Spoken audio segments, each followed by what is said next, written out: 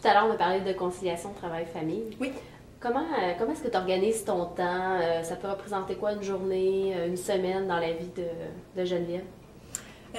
Bon, ben, si je peux parler de mon expérience actuelle, présentement, ben, c'est sûr que là, j'ai l'impression d'avoir la plus belle vie au monde. Là, je peux plus en profiter de mes petites cocottes parce que je travaille beaucoup plus près de la maison.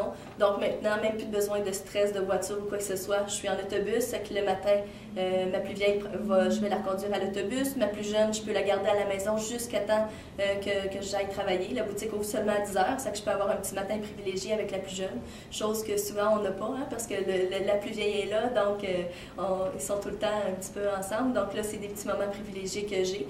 Et puis, ça termine à 4 heures. Donc, à partir de ce moment-là, ben, je peux revenir relax à la maison, faire le souper avec les filles et passer une petite partie de la soirée avec elles. En fait, toute la soirée, jusqu'à temps qu'ils se couchent. Là, c'est sûr que quand le dodo est amorcé, bon, ben, Geneviève recommencer à travailler. C'est Internet, comptabilité, vraiment, mais ça, j'ai décidé de mettre ça, oui, le soir, mais en même temps, le but était, étant donné de la conciliation travail-famille, c'était important pour moi d'en profiter au maximum. Quand les filles sont couchées, ben là, j'en remets.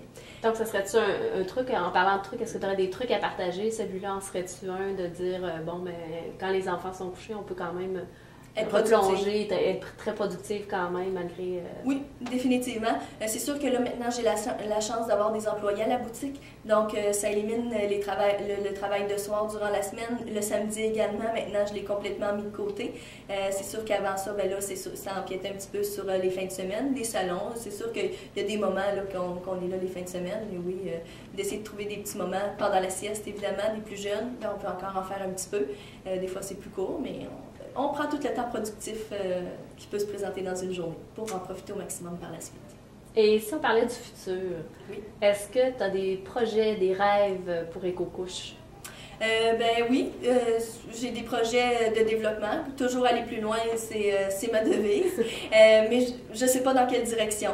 Là, j'ai la distribution de certains produits. Ça que peut-être dans ce sens-là, j'ai beaucoup de points de vente là, qui commencent à faire leur apparition à travers le Québec.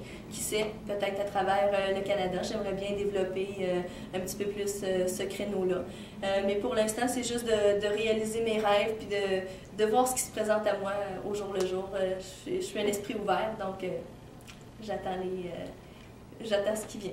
Et qu'est-ce qu'un réseau comme les Mamans Entrepreneurs peut t'apporter dans ton entreprise, dans ta vie personnelle? Qu'est-ce que ça pourrait apporter?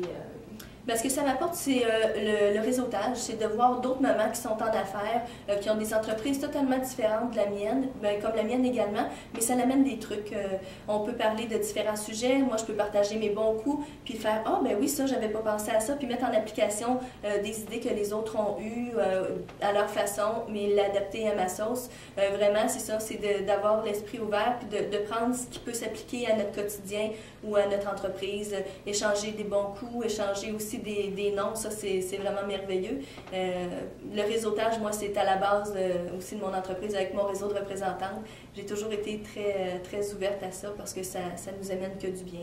Donc, est-ce que tu penses que c'est vraiment primordial d'avoir un réseau quand on est en affaires? Définitivement. Définitivement, à tous les niveaux, là, tant du côté personnel, parce que ça nous rassure, des fois on a des craintes, puis ça fait juste « Ok, je suis pas tout seul à vivre cette chose-là », donc ça nous rassure personnellement, puis ça nous permet d'avancer professionnellement.